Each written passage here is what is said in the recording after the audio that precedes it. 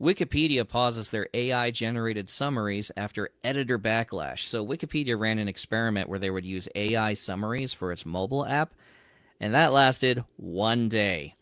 There was a pretty extreme backlash from its volunteer editors. On June 2nd, they tried to use a 2-week trial to use Cohere's Aya model to create concise summaries that were labeled unverified to make complex articles more accessible for on-the-go readers.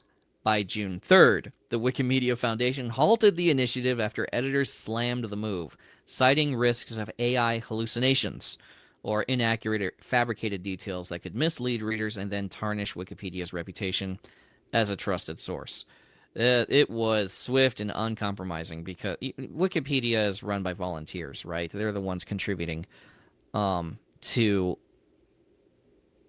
Wikipedia's content and their pages and everything.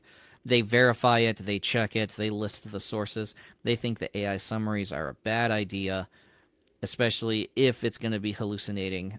And the comments like "yuck" and "strongest possible oppose" flooded the announcement. Many of them were arguing that human written summaries in the article already do the job well. For authors, this is a win. Okay, Wikipedia is still a go-to resource for researching book topics, fact-checking or building author pages, and typically human-edited articles would be more trustworthy than AI-generated alternatives.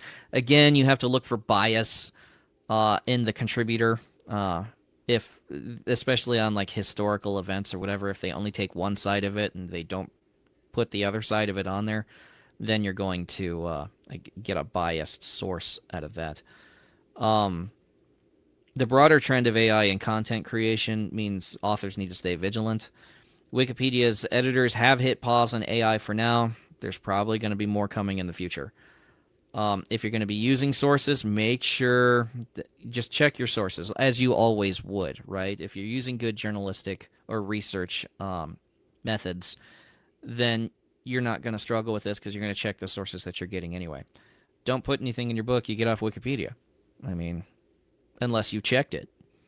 Don't put anything in your book you get off of ChatGPT, unless you've checked it.